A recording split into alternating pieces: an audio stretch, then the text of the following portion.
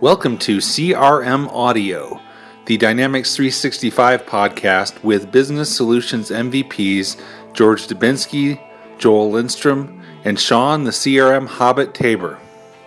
This episode of CRM Audio is sponsored by Alexa CRM. WordPress powers more than 25% of all the websites on the internet and is the number one choice for blogs, websites, and portals because it's open source, simple to use, reliable, and extendable. Dynamics CRM has become a de facto standard in sales, marketing, customer service, and industry solutions.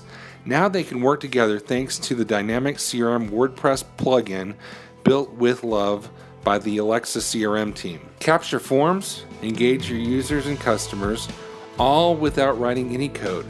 Control your site in WordPress, keeping your data in CRM. To build the plugin, Alexa CRM has created an open source Dynamics CRM PHP toolkit, unlocking the world of Dynamics for PHP developers. Download your 30-day trial from alexacrm.com/plugin and instantly create a portal by connecting your CRM and WordPress site. We thank Alexa CRM for their sponsorship of CRM Audio. Brilliant. Whether it's what is in your speak, it's about 80.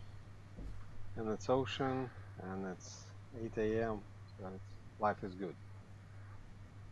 That sounds like life in Florida.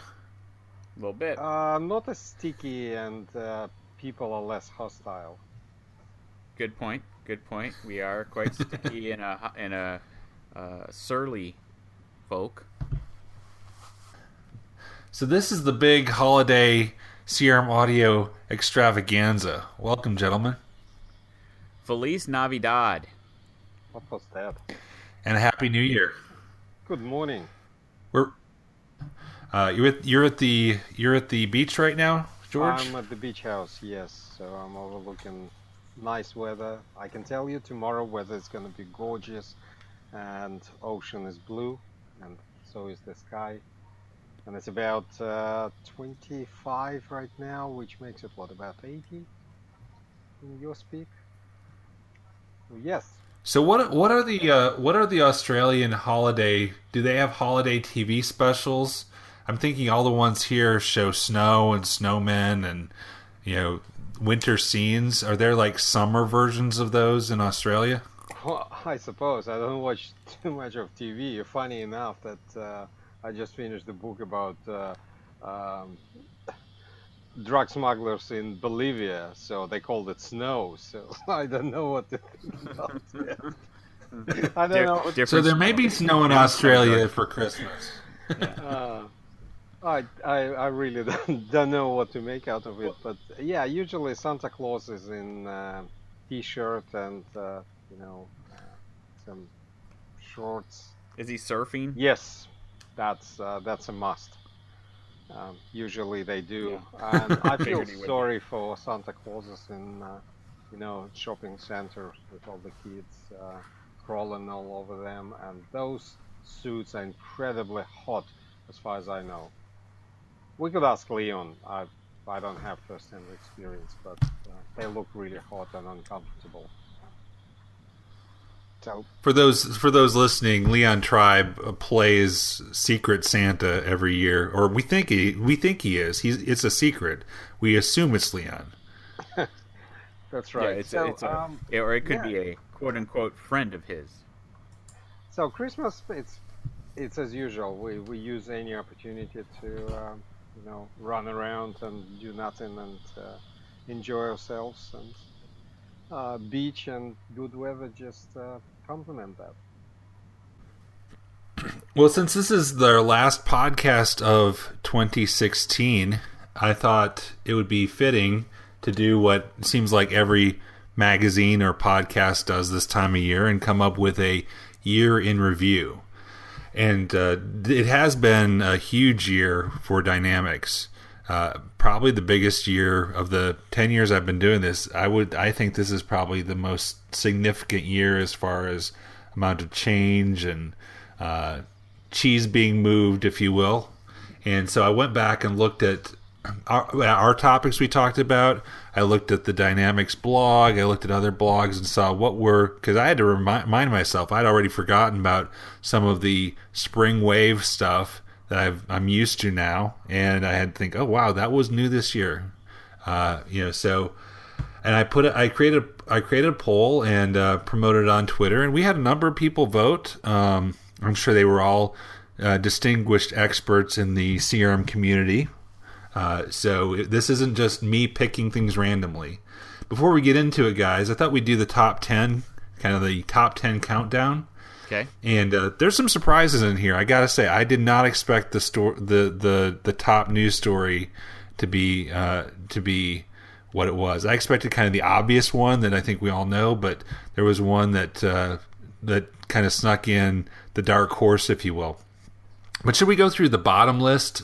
Kind of the top 10 least exciting CRM news, the bottom 5 least exciting CRM news of the year. There you go. I think that's a fine plan. All right. I'm going to go from, I guess, end with the lowest one. So this was surprising, and this shows me that this was not all George and Mitch voting. Number 5 was Microsoft acquiring Xamarin. Frankly, I thought that would be a little bit higher, but I guess that probably just shows there weren't a lot of developers voting. It just shows. Well, what do you think? I mean, was that really is a massive a deal for you, George? The acquisition of Xamarin? For me personally, what are you implying, that I benefited in any way? Well, it became free, and it pretends, or however you say that word, positive things, because it's a solid platform, and benefits will come down the road for the Dynamics and other Microsoft mobile apps. Oh, look, I have a couple of clients. So does that mean that we'll see it higher? I have a couple of clients that actually did choose other platforms only because, and I think in hindsight that was a silly decision, because Xamarin was perceived to be expensive. But how you can perceive something expensive that costs less than a day of developer's time? So, or was it a bit more? But nevertheless, those people are currently reviewing their decision. So Xamarin, going free was a bigger news than Microsoft acquiring Xamarin. It was like a nice addition, but suddenly it became free, and that changed a lot in the world of mobile development. But the problem is that mobile developers world hardly intersects with Dynamics 365 world. Well, not yet anyway. So we keep hearing about these great things, but then Power Apps start encroaching and say, why would we need Xamarin when we have Power Apps, and so on, so on. Maybe this will be more important down the road, based on what develops of the deal, right? Possibly. It's more of an infrastructure thing in a big way. It's not a user-facing feature, so that probably explains why it was lower. So the number 4 lowest, and this was another surprise, was Field Service. And surprising to me, I thought that would be in the top 5. Now, again, it didn't, it wasn't the bottom. And again, I think it's very important, but it was surprising that, for example, compared to Project Service, there seemed to be, at least in our poll, less excitement. Well, that is interesting. To me, and maybe. Go ahead, George. Yeah. To me, it's not a huge surprise. One of the reasons is that people perceive that field services in general, it's like a Wild West where nothing is done and everything is for grabs. It's very established and mature area. So people who run, I don't know, let's pick up like a power plants, for example. They already collect information from sensors and summarize it in one way or another and surface it for customers. And we already have fleet monitoring devices for the cars that install that monitor not only location of the car, but say petrol level and engine health, so to speak, and so on and so forth. And they collate it and present it in some nice way to the, well, whoever they need to present it to, the monitoring people. But then you suddenly throw into a mix, sales and marketing and customer service, and say, well, now you have it. Have what? I mean, there is no actual benefit for those companies who's got established infrastructure for these things. No immediate benefit anyway. So it's only for newcomers to the field, and it's going to be a hard and a tough sell to overcome the basically to win over those established players who are not CRM players by any means, right? So that's my take on it. After I've spoken to a few people, and after I've been through the pain of setting it up, like end-to-end field services, it's not a child play. It's serious undertaking. You should invest time and serious time into setting it up. Mm-hmm. The demo, we were even joking, as you know, IoT stands for Internet of Temperatures, because the only demo you can set up out of the box is to measure temperature. And it's a bit hard-coded here and there. So to make it something real, you have to invest some effort. So that's my take on it. Why it didn't take the world by storm. I mean, there is no world to. No, I think you're wrong. I think the real reason was the people using field service are all out in the field doing work, and they don't have time to vote on a poll. Exactly. Or they're still setting it up. One of the number 3 lowest ranked story of the year was backup and restore in CRM Online. And this is one of those things, I would put this in the category of, when we didn't have this, we all really, really, really wish we did, but now we have it. It's just there. We take it for granted. Right. I agree with that. Yeah, I agree. It's we did it for granted because we moved it's kind on. of expected. One of my customers actually contacted me yesterday and said, what protection do we have over the, let's say, malicious damage to our CRM data? And I said, we have 3 days of the backups running automatically, so we can restore any of those. And she goes, okay, it's kind of not a big deal, expected, no celebrations, done. Yep, that's kind of what people expected. Right. All right, we don't need to say much more about that. The number 2 lowest ranked on the survey was SLAs on any entity, which came out in the spring 2016 release. I remember when I saw this and I saw, whoa, now we can put SLAs on wherever we want. I could put on an opportunity if I want. But every project that I'm aware of that we've done since then that has had SLAs, it's all still been cases. And so it really makes me think, if it's, I would like someone to show me a real world case of using SLAs on something other than cases. And, so maybe for that one, it's like, I'm sure there was some important use case. I don't know if SLAs were required for one of these other solutions like project services or any of them use SLAs in any way. But apparently the audience and the people who answered the poll were not really excited about that they could put SLAs on the fax entity now.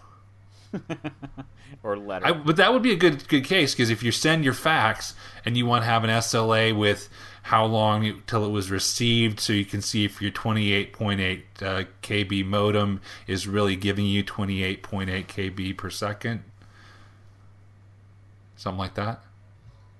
Well, I personally have a 56.6, so I wouldn't know what that was like to need to measure.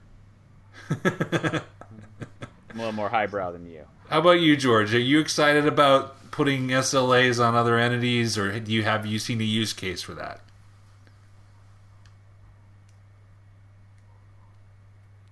Joel's quiet. All right, Joel, he's quiet. Just keep moving. Stick and No, move when George is quiet. I'm not quiet. I'm keeping my microphone on mute so not to distract. He was sipping his eggnog on the beach. Coffee. We don't drink eggnog. Okay. I don't even know what eggnog tastes like. It probably tastes even worse than it sounds. In any case, about SLAs on all these wonderful custom entities, my challenge always been that I always wanted to create a non-time dependent SLA, like on money. Say on a project, you want, when your expenses on the project approach, let's say, 80% of your set target, then you want all the alarms go off. But that's not possible. The reason why it's not possible, I kind of know it on the intuitive level, but I couldn't put it down in writing. But on the intuitive level is you can only put SLAs on something that always goes forward. It's like time. So that's why SLAs on time are easy. But money can go up and down, so you can't put SLAs on something that can change direction at any time. So it's only unidirectional.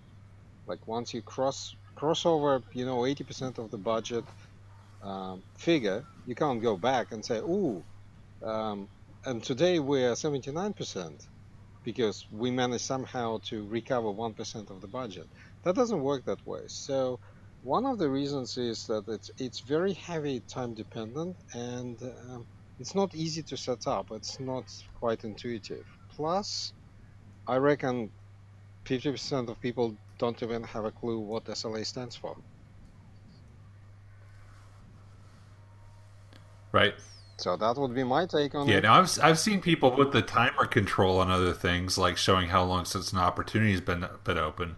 But the full-blown SLAs, I mean, you're right. It has to be something, by definition, it's service-level agreement. So that's typically something that's moving forward with a client. So something like a ticket, a case, service call, those types of things. That's really what it's I actually good for. did some, as you mentioned, sounds like we both did expect SLAs to appear in project services, but that didn't happen. I don't know why, but that would make sense because one of the examples before PSA waltzed in, one of the examples I always used to give to people is that, well, you can now put SLAs on any entity you want, for example, on the project, on the tasks on the project, and roll it up into single SLA for the project and have some alarms going off when project is not on the timeline that you expect, and so on and so forth. So, well, now it's been taken away from me. I can no longer give them that example. Say, imagine if you have a custom project entity, or why would you have a custom project entity when we have a project, project services? But project services don't have SLAs, whilst they should. So it's kind of a bit confusing. So totally deserve to be near the bottom. All right. And the number one lowest rated news story in Dynamics was Dynamics CRM3 being totally dropped from support. And we're not talking about just mainstream support like 2011 and CRM4, they're off mainstream support, but you can still call Microsoft and buy support for it. CRM3 is totally off support. So for that one listener out there with CRM3, it's time to consider upgrading. So you can't even throw Absolutely. money at Microsoft and say fix it. Yeah, it's totally off support. Okay. Wow, that's something. Shall we have a minute of silence, or shall we move on? I think we can move on. Let's move on. All right, so now let's go to the what our listeners and people on Twitter and readers of CRM Tip of the Day voted as the top 10 Dynamics news stories of 2016. And once again, 2016 has not been the best year, especially for 69-year-old British celebrities, but it has been a great year for the Dynamics world. So the number 10 story was Voice of the Customer. Voice of the Customer came in a very solid let's see, what percentage? Very solid 8.69% voted for voice of the customer, which shows that that is a feature as opposed to some of the things like SLAs on any entity. That is something that was a definite in-demand feature that Microsoft answered with a very solid product. It's not perfect, but it's surprisingly solid and complete with the types of questions you can ask, the way it handles dependencies. Hopefully they'll continue to enhance it, but we've had a number of clients roll it out and are using it and love it, and so that's a good solid choice for number 10. Well, let me throw a small spanner into your well-oiled marketing wheel. Could you tell me, Joel, what exactly did you use to send these, to collect the results of this poll? I'm sure you used voice of the customer. I will admit I used SurveyMonkey, and so this is where I would say, because I did think I should use voice of the customer, but I would call it a 1.5 question survey that was not for business purposes. SurveyMonkey being free and easy to just throw a quick throwaway survey up there, I wouldn't use voice of the customer for that. Now, if I had, and the other thing is, I don't have a perfect environment for doing that. I didn't want to use my corporate. I don't own the company as opposed to some people on the podcast here, so I don't want to use my environment, and I have trials and other things like that. But there again, yes, it doesn't. So it's not necessarily the survey tool for everyone. I've got also clients who use ClickDimensions for surveys because of the tight integration with the marketing automation system. In my opinion, it has a few more options for laying things out a little bit prettier.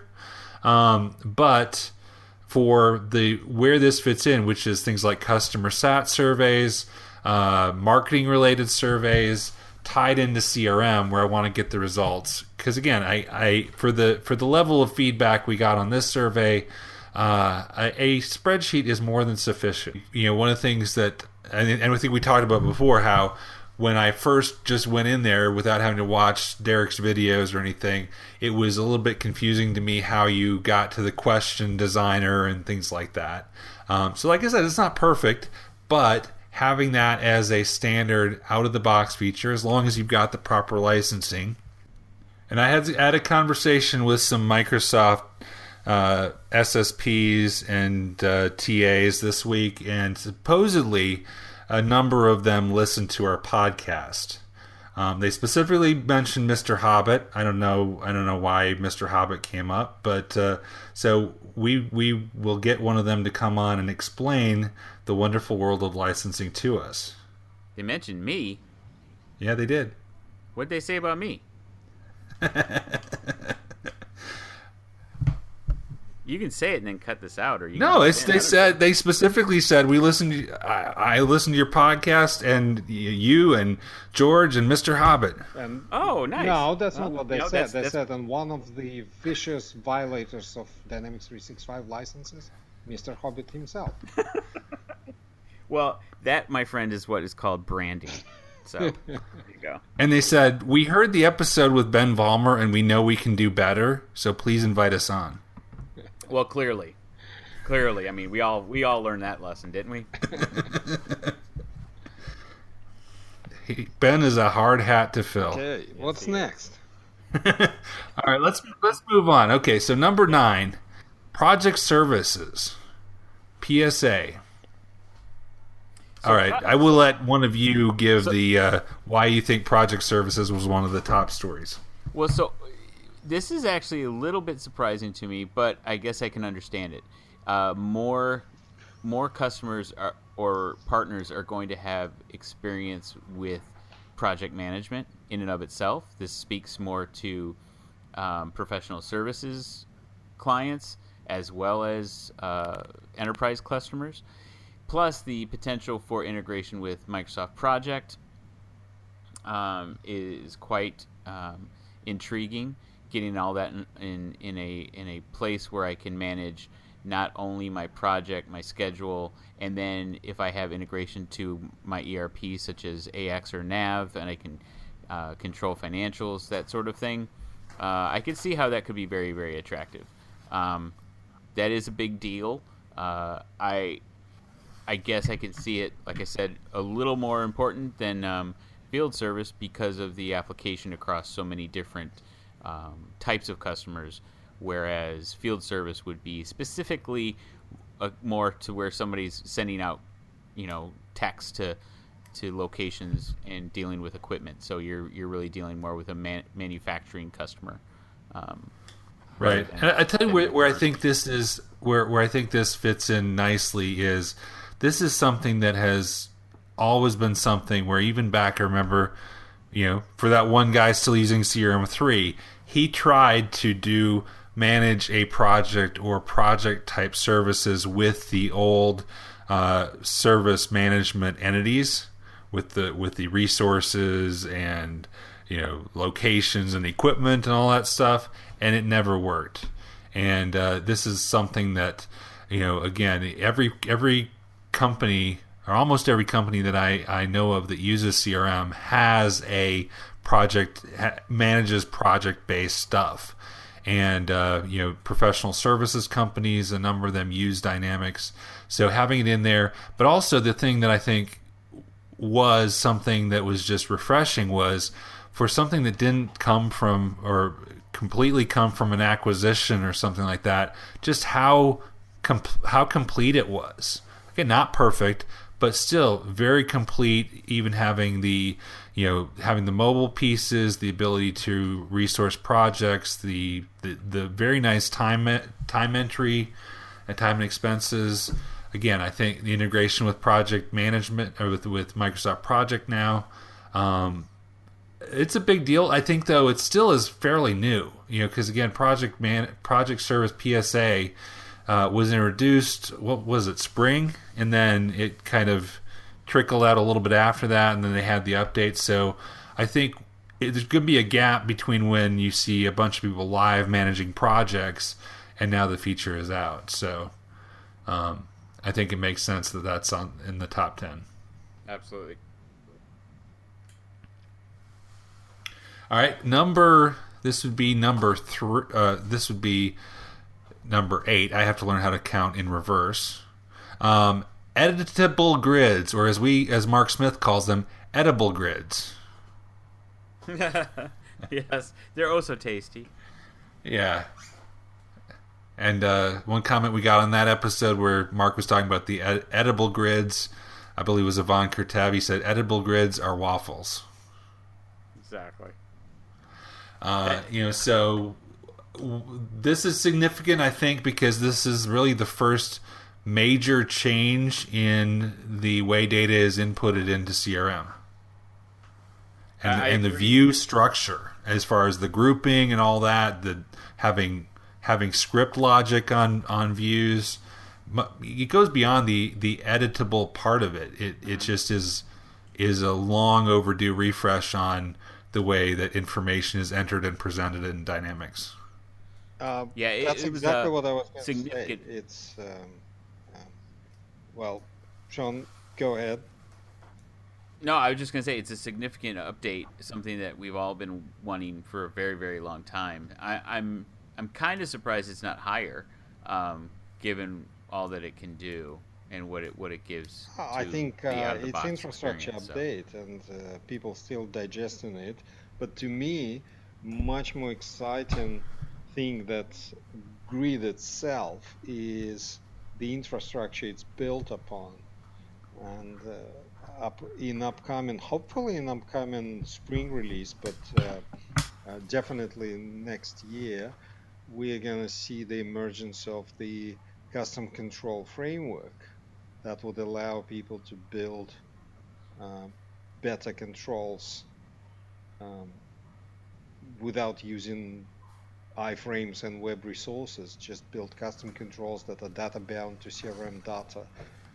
And editable grid is the first control that is actually built on top of this framework. So the much more exciting things to come, particularly in developers' world. So that's why, to me, editable grid is it's actually very very exciting news, but not by itself, but by what it signifies.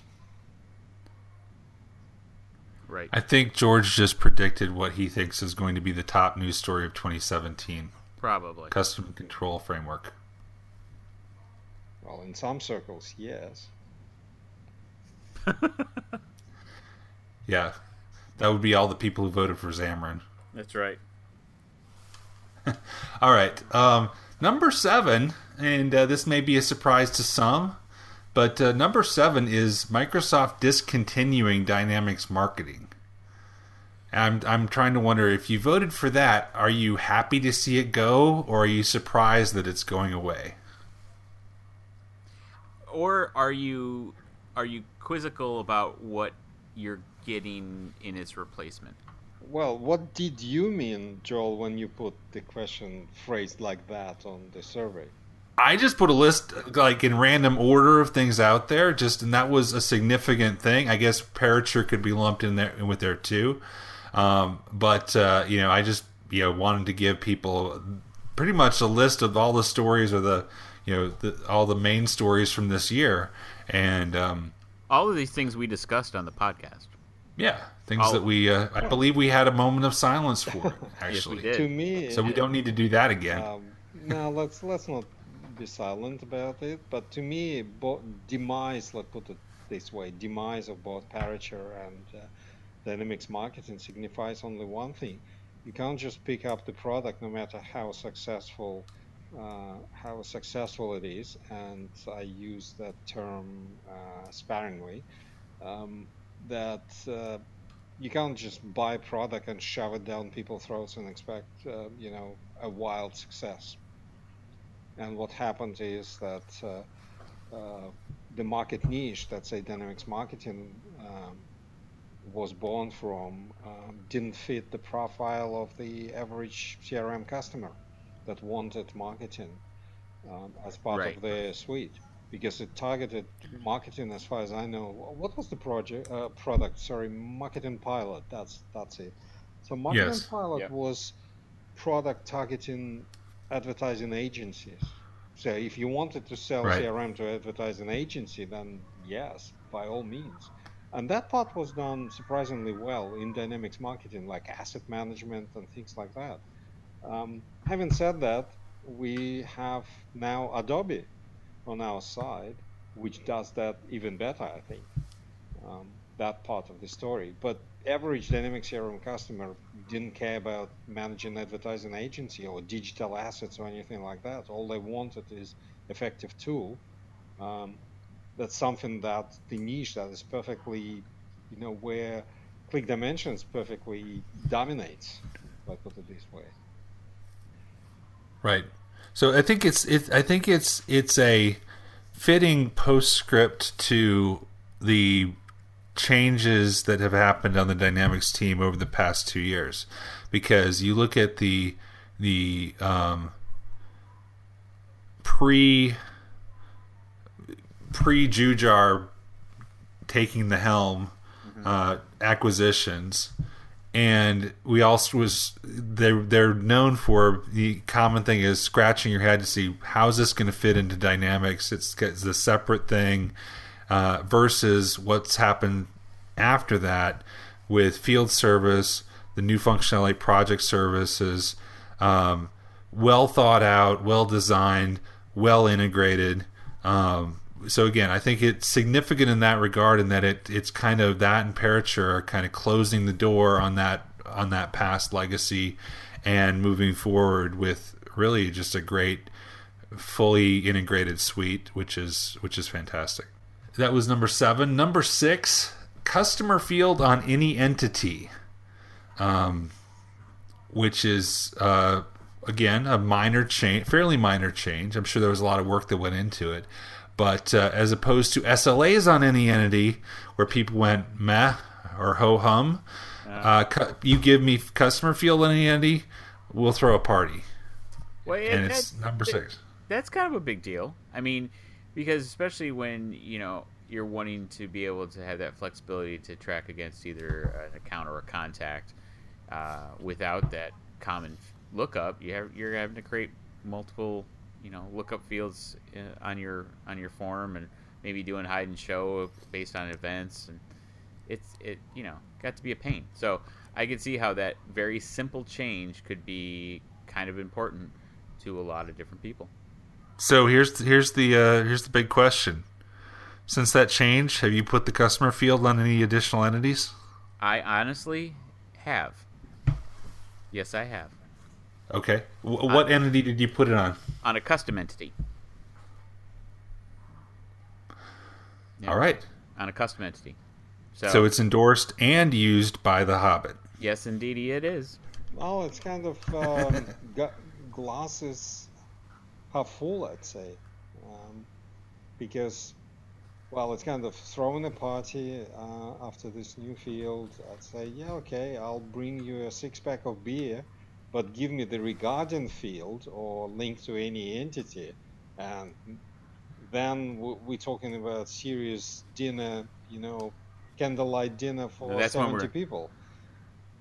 Give me the ability to bring other entities into the customer field. Not the customer field itself. Customer field can stay as customer field.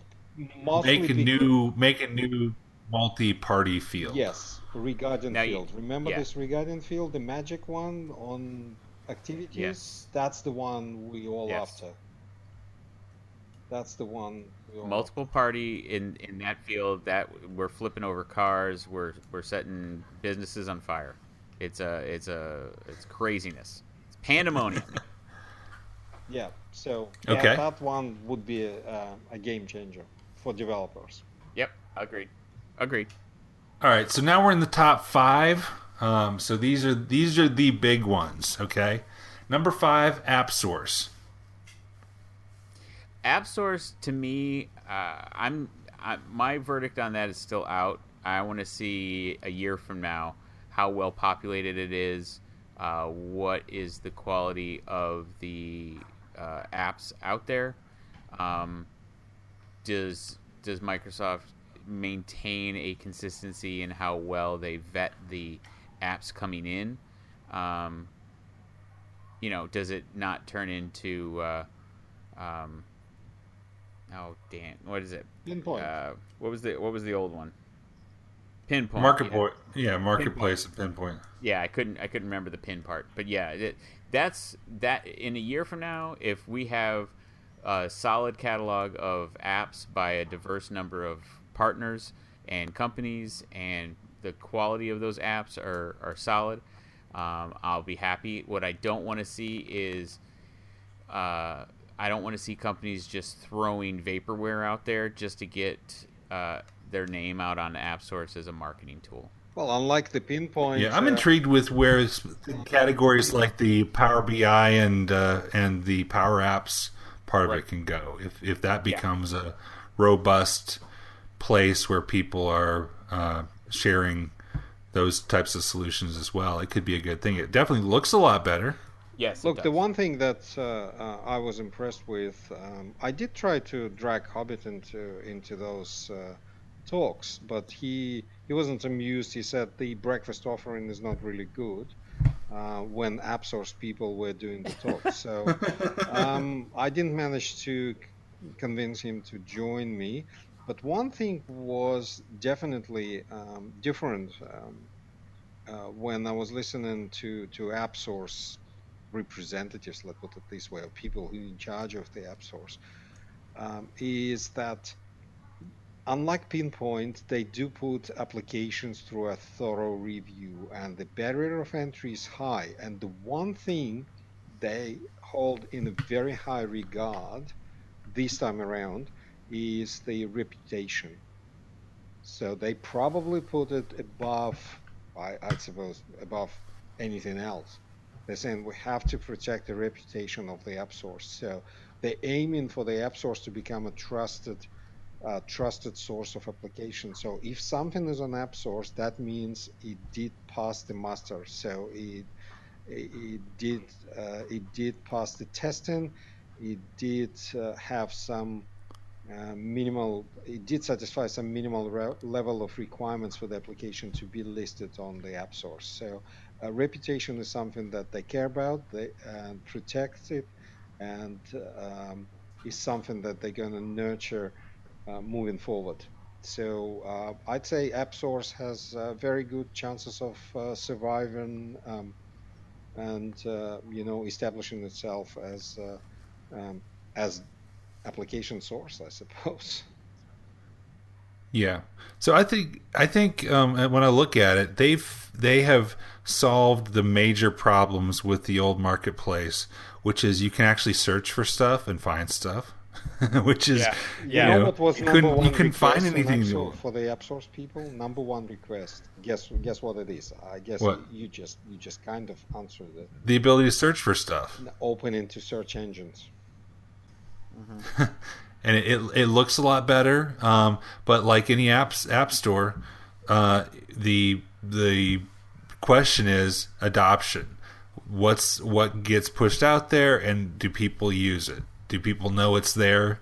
And so that's going to be the trick. And I agree, That's why it's the news that Microsoft's putting to source it.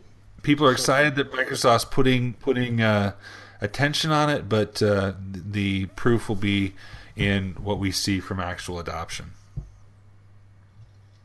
Absolutely. I thought it's always been in the pudding. So anyway, okay. Let's move on. Number 4, Common Data Service. Meh. And the thing with this one is I like the idea, but to me, Common Data Service is more of an idea than a real thing right now. It is a real thing, and I went out and played with it. But as far as the idea of AX and CRM, or operations and sales and service coming together and having a common data repository, is a very good thing. It's not that yet, and it's still not clear specifically when it will get closer to being that. Right now, my take on it, and you tell me if I'm off base, right now it's basically a database, an easy way to create a database for a Power App. Well, that's my perception as well. It's kind of, remember the wine list application for Microsoft Access? That's kind of way it sits on my books. No, it's not. But compared to all the other things, yeah, it is kind of an easy to use, Microsoft Access database for Power Apps, and that's it. Well, I actually played with it last week because I wanted to actually build a simple Power App, just because I hadn't gone all the way through it.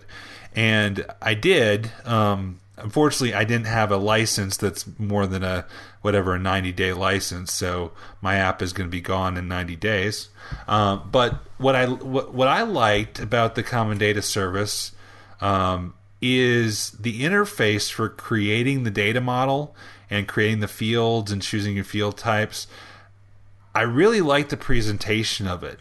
I actually thought there were some things that Dynamics could benefit from, as far as just how easy and straightforward it was to create fields. They had some nice data types in there, like address or contact data types, that I think would be nice to have in Dynamics, actually.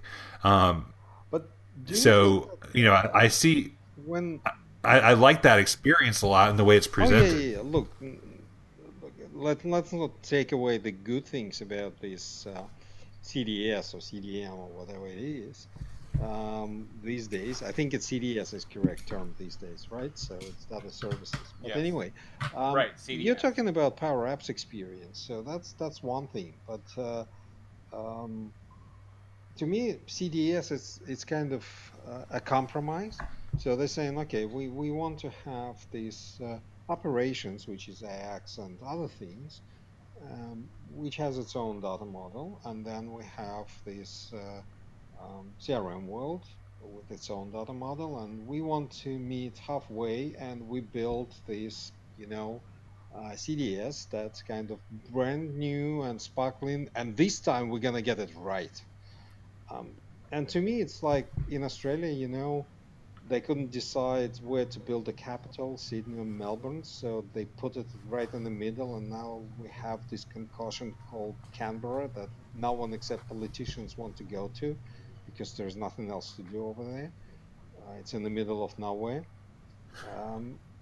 And to me, I wonder how better would have been the decision to say, okay, let's take CRM data model with all these customer fields and regarding and what's not, and these ridiculous subjects with all these pluses and minuses. But let's say this is the master model, okay? And let operations people adapt to it and eat it, with all these pluses and minuses. Or other way around. I really don't care. Let's take the AX model and say this is the... Wouldn't that have... But isn't that, in that model, doesn't that require you to now purchase a set of licenses that you don't necessarily want or need? No, look... Well, he's Hobbit with his money-obsessed mind again. No. Hey. Well, no, I'm talking about, every time. We've been through that. Remember Project Green, Project Blue? It's been there. And we're talking about the financial market, financial products that are supposed to be close to each other, right? So we're talking about, AX and Navision that at least dealing with the same things, ledgers and money and what's not. Now we take in two different worlds and trying to create something common between them and say, now we're going to get it right. Well, and I have my doubts. Well, now chances are we're going to get it wrong third time around. Well, I think this opens up the opportunity to, if I want to create an integration to the common data service from my product master that is in an external ERP product that is not going to be AX or Navision, then I now have that ability. I can integrate to it, making that data model exposed to CRM, so I don't have to worry about. I in a sense, I'm decoupling from direct integration from an external database to my CRM. I can change that source out as much as I want because the common data model is going to be the same. And what I'm hearing... That's how I see it. I hear you. But what I'm hearing is a solution architect saying, we're going to integrate the external system to this common data model and switch it over without any problems, without any efforts. And, 18 months down the track, 10 developers years later, people are cursing this decision which said, it's going to be a breeze to switch over, and they continue to struggle with actually implementing it in real life because one thing just doesn't map to another. You can't just easily switch over or map things. One word we're going to integrate, as solution architect says, suddenly translates into bazillions man hours of actual integration. Well, that's the piece that I think is still out before the jury's still out on is how is this going to work together? Because if it's just another database somewhere that you're doing an integration with Kingsway Software Scribe, that's great, but it doesn't really add any value other than if you, as opposed to something more automated where the data is automatically coming in and flowing in and out of there. And I just, I'm excited to see where that goes and when that comes, how that is going to work, especially since I can go into any table in the common data service, add a field, and if that's tied to CRM or AX, how is that all going to work if I'm going in and dumping data in there and adding records in CRM and conflicts potentially, resolving those conflicts. Okay, so jury still out. All right, let's move on. Number 3, Dynamics portals. A lot of excitement for portals. George, how much have you done with the new portal solution? As in, we dissected it and we played with it and we evaluated new things and we've done some training on it and there's more training coming up. So a fair bit. How much of the old ADX functionality is there now with the Dynamics 365 release? Well, I would say all front-end functionality and more is there. So whatever you could do without touching the server-side code in ADX is pretty much there, and more. Well, everyone is waiting for the next step. What is going to happen? How Microsoft is going to open a server side. Because currently the main concern is coming from the people who received a letter literally last week from Microsoft terminating ADX Studio reseller agreements. So anyone who was reselling ADX Studio until last week, they could sell. If people wanted a server-side functionality, they could resell it. Now, basically, the door is closed. It's only by a special request. So you can request if your client insists on using ADX Studio because they need server-side functionality, then you can request it. But otherwise, yep, reseller agreements terminated. So basically, ADX Studio is kind of no longer an official product, let's put it this way. That means that there will be some replacement and migration path. So Does that mean that nobody on premises, unless you get a special edict from Microsoft, can deploy an ADX portal now? Well, you can no longer just waltz in and buy because all the partner agreements are terminated. So existing partners or former ADX Studio partners, they can get one by special request. So I assume if you're a 5-person company who wants ADX Studio, then the answer is going to be probably no.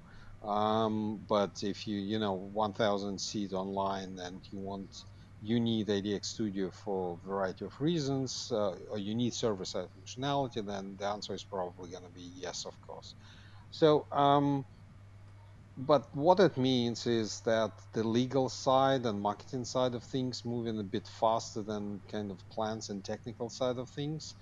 And I hope that in spring release, technical side of things is going to catch up and we're going to see some solution allowing people to deal with the server side of things, effectively enabling a migration path for the ADX Studio customers to Microsoft portals. So as of right now, the one thing I was impressed with the last drop, so they're continuously improving it. It's going at very fast pace. Multilingual capabilities. It used to be, I wouldn't say painful, but it was somewhat involved in ADX Studio. And this time it's just a breeze. You have an extra language in CRM, takes like 5 clicks, and you have an extra language in your portals. Then it's up to you to translate the content, and off you go. So it's all taken care of. So it's really, really easy to manage the content, multilingual content and presentation, and all the things like labels, and if you surface an entity form, labels and things like that already taken care of. So it's really a good rapid tool to build a web presence for the CRM functionality. So again, So the capabilities there, it's just some of the logistics around on premises are not worked out yet. Well, I wouldn't say that. I don't know what capabilities on the server side are there. It will be coming out in the next 6 months. The plans for the future, how exactly we can migrate from ADX Studio. But the client side capabilities with all the JavaScript, CSS, and Bootstrap, and Liquid in particular, all the client-side capabilities are there. What is missing is ability to pass back to the server. So you can people do get around that via their own API created, elsewhere, API wrappers, but those are workarounds. Number 2, Dynamics 365.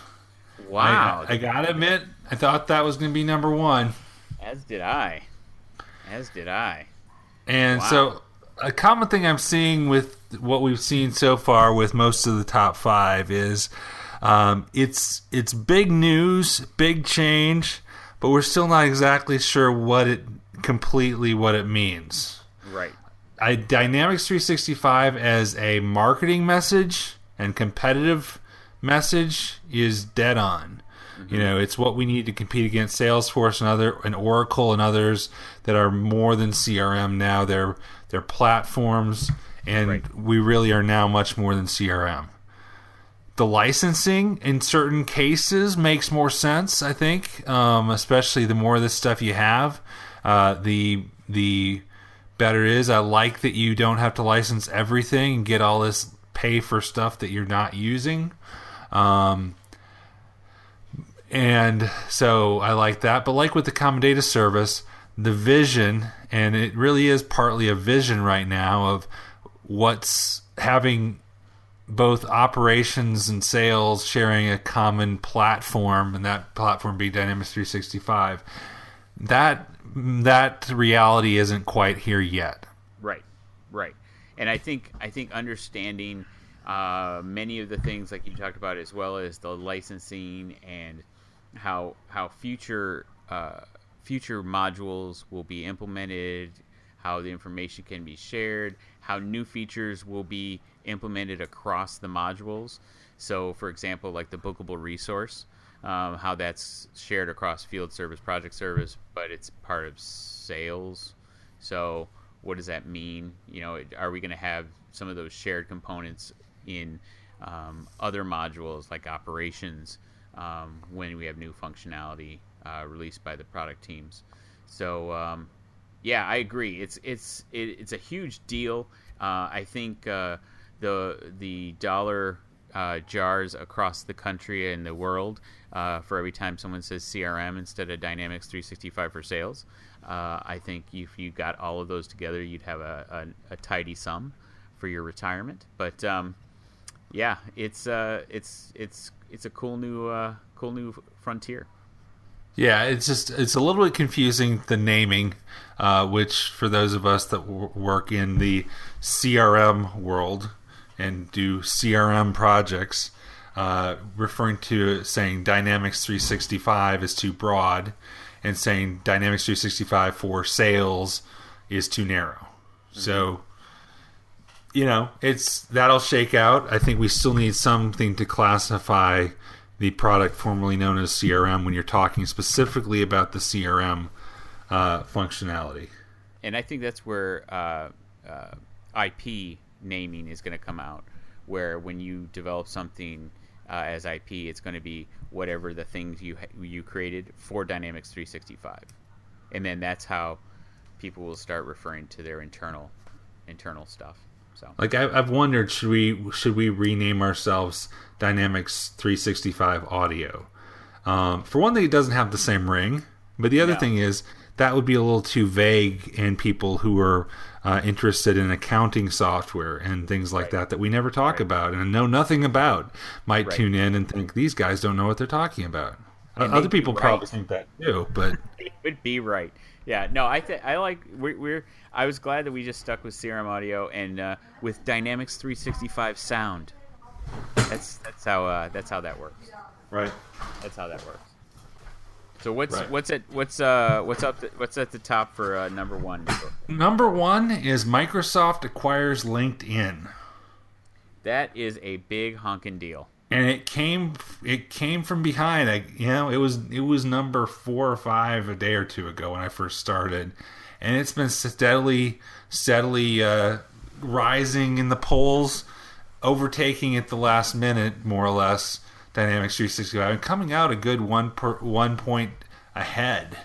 That's the surprise. That's the dark horse. And that's also, again, something that doesn't really exist yet. It just, in the last week, got a final approval and will be rolling out. We got some more detail about what that's going to look like, which I think we talked about a good amount on the last episode, which I wasn't on. So if you don't like me, that would be a good episode for you to listen to. But anyway, I think anybody that comes up every type of meeting we have with a prospective client. When you're talking to a sales manager, that's what they want. We want to get, it's that holy grail of getting your data into CRM without you having to put it there. Yep. That whole Sales Navigator app is going to be much more important now in the days ahead, in years ahead. Also, I think the closing that door on Salesforce for that integration, that is a very, very big deal, especially for partners for competitive advantage. Just the sheer data that we now have access to is amazing, and can do so many different things especially with customer insights, relationship insights, any other insight you can think of. I think there's 17 more. But yeah, it's a very, very big deal, and I'm glad it's finally closed, and we can start seeing some fruits of the labor in the releases to come. Right. So I don't expect any immediate fruit. No, it's immediate. It's just going to be continued use of the Sales Navigator. It's like app. Yeah, exactly. So it's like you acquired another country. Now what? What, you gonna pull it out to pieces and integrate economy? It's not gonna happen in the immediate future. Sales Navigator. The important bit I think you already mentioned is that it's now closed for others. Right. And I think you'll see connections capable through customer insights to enrich that data experience as well. Maybe not right away, but that's something definitely possible as an input to customer insights, things of that nature. It's going to be much more a data-driven model. My take on it is that Dynamics 365 so far is still perceived by people as the marketing plot, whilst acquisition of LinkedIn is something very, very tangible. That's why it came on top, I'll put it this way. Right. And which leads me to one interesting aspect. Should we play a dictionary and vote? Well, we've got 3, so we can't have a split vote. We can have a split decision. We can't have a tie. Should we vote for the word of 2016? Like the term. It would have to be insight, right? Insights. Yeah, I was going to just insight. Yes, it would. Yes, Well, it and- would. Official word, not Dynamics Yeah. 365. So you heard it first. Official word of 2016 for Dynamics World is insights. Exactly. Well, the thing the top 2 stories have, both the acquisition of LinkedIn and Dynamics 365, both of them were a surprise. I hadn't heard anybody, even rumblings of either one of them beforehand. They kind of came out and hit you, and you went, whoa. For one thing, the size of the LinkedIn acquisition, but also Dynamics 365, just how it was basically a rethinking of the whole brand of CRM, and just kind of seemed to come out of the blue. I mean, if you listen to the podcast we had that happened like the day before that announcement, we were talking about how there was no real news and it was slow and everything, and then this thing hit. So I'm glad to see Microsoft has kind of regained their ability to surprise people in a positive way, not surprise people with like Windows Vista and things like that. But also they have gotten much better at their ability to build up excitement. For so long, people like Apple and even Salesforce would hype things before they were real products, and Microsoft, it seemed, would like wait till the very end till you had something real, and then by that time the market had moved on. So by doing that, I think they're shaping the message in a much more effective way than they did in the past. I mean, the shroud of secrecy, alive and well. I have to admit, it caught both of those, caught me by surprise as well. kind of the Dynamics 365 less so. I've heard kind of, rumors that something big is coming, but no one would tell what exactly. So, right.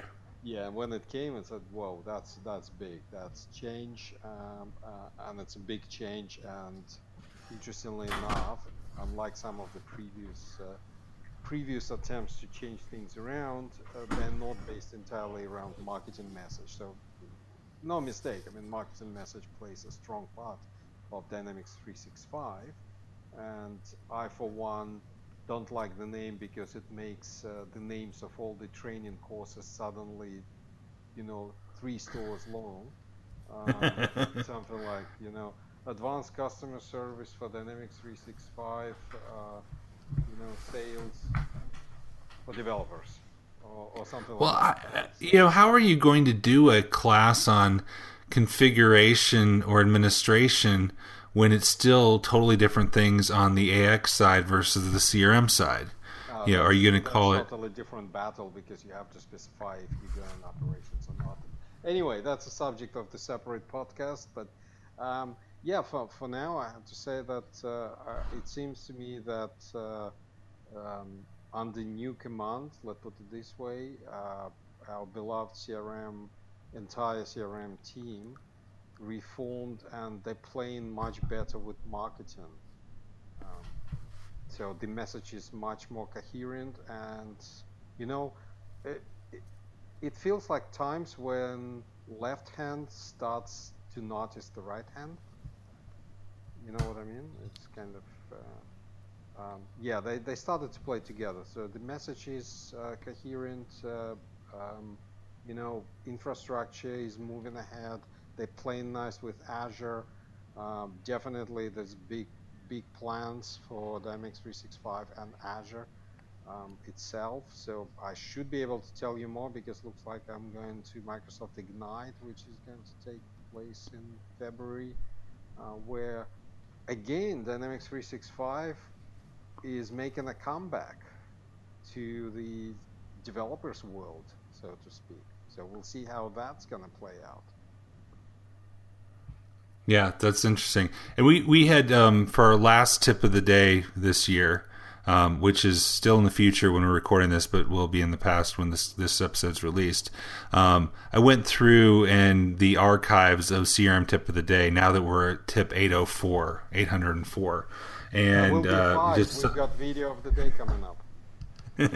But just thinking, what is the what are some of the tips in the past that people don't need anymore because the product has changed or they're not relevant? And I went through the first 150 or so, and I found a bunch that just, were not relevant anymore, didn't make sense. It was kind of fun to go through. It's kind of like cleaning through the closet for the new year to get all the pants that don't fit you anymore because you're not that size anymore out of there. It was fun because I got to relive the what's new lady and things like that. Yeah, but don't you have those favorite pants? You look at them every time and say, I should really throw it out. And then there's a voice on the back of your head saying, this year I'm going to fit into them. Definitely. I'm going to on the diet, whatever. And this year it's going to happen. And then I have the shirts with the holes in the elbows that I love that my wife looks at and says, he really needs to get rid of those. No, those are worn and trusted and tested. I'm talking about the pants that you wore when you were like 19, and since then every year you dream fitting back into those pants, and you kind of delusional in your belief that next year it's gonna happen, and you have these nearly new pants, shiny pants in your closet that realistically you're never gonna wear, but you're still keeping them there. Yeah, that's like the David Yak Silverlight book. I'm still holding on to that because one of these days I'm going to learn how to develop Silverlight. So one day, you reckon one day it's going to make a comeback, and suddenly yeah, it will. It's going to come back. All right, so should we make any predictions for 2017? Who's the next MVP that's going to go work for Microsoft? Anyone into woodwork from the existing MVPs? Do you know anyone heavy into woodwork? Yeah, I don't know. That would be nice. That wouldn't be Gus Gonzalez. He just drives fancy go-karts. That's right. No, few people in Europe are ripe to go and join Microsoft. So we had few people joining Microsoft Europe, or whatever it is. I know Europe is not a country, so don't think on that. I really don't know. Someone gonna flip. So I would be curious to see how MVP landscape is going to change next year in general. Now we be as MVPs and we are Dynamics 365. What's going to happen? What's going to happen with the training people? As you said, how are you going to train operations versus sales versus customer service and so forth versus field service? Right. It's definitely challenging.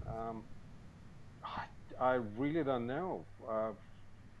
Let's see. We have new conferences coming up. So we have Extreme CRM in Lisbon coming up in March. So which is going to be a quite interesting one because Extreme in Europe is typically larger than it is in US. So it's going to be quite a big one. And all the partners are going to be there. So if you live in the partner world, that's certainly one to be in. And CRM UG makes a debut on European scene. There will be CRM UG in Amsterdam in early April. So that's for customers. So that's going to be quite interesting one as well. And anyway. So the one prediction I was going to make was one of the features that doesn't get as much attention as others, but I think is going to have a really big impact on things like training user adoption is when we finally get to edit learning paths. And we're all waiting for the version 2 release, which we all hear is around the corner. That's going to, I think, be a big deal once we can finally edit them and publish new ones. You reckon it's going to be a bit of a changer for the customers, for customer adoption? I think it is, and here's why. It's because the ability to have either the guided path or have the rich content right in context to where users are, I think is going to in a big way change the way that we do training for deployments. I have clients who are itching for that and wanting to have easier ways to onboard clients or to do training for adding new functionality. Hasn't really been that useful given it's all canned material now, but I'm really itching to see the limits and see what that's a good fit for. I can see I'm hoping to see the end of the stale 300-page user training document or the user guide. So basically what you're saying, Clippy API, here I come. Exactly. Yeah, so Clippy wasn't that bad. There were actually several others. I always preferred the dog. You could switch and there was a dog and he would go fetch a ball every now and then. It was kind of fun. Yeah, it was cute. Shall we make a bold prediction, something like I don't know, let's say 2017, the year when Microsoft finally get their act together and acquire ClickDimensions. Yeah, it could happen. It would just cost them a lot more than if they had done it a few years ago when they should have. That's true. In the first place. But anyway, let's... or do you reckon they're going to go down the path that create yet another marketing product for the business edition? That's the confusing part. Don't want to even talk about it. But anyway... so yeah, let's make it a prediction. I'm waiting. I'm waiting for the headline that I'm imagining is, man gets fired because boss realizes that he didn't read his emails thanks to Relationship Insights. Yeah, well, Insights is the word of 2016. So let's see what 2017 brings in. This has been CRM Audio, the Microsoft Dynamics CRM podcast. You can hear previous episodes on our website, crm.audio. Subscribe to our podcast on iTunes, follow us on Twitter at CRM Audio, or leave us a comment on our Facebook page, facebook.com/CRM podcast. If you have any topic suggestions or questions that you would like for us to answer on a future episode, please drop us an email at voice@crm.audio. Special thanks to Dale Simmons for our theme music. Go check out his website, dalesimmons.com. Please join us next time on CRM Audio.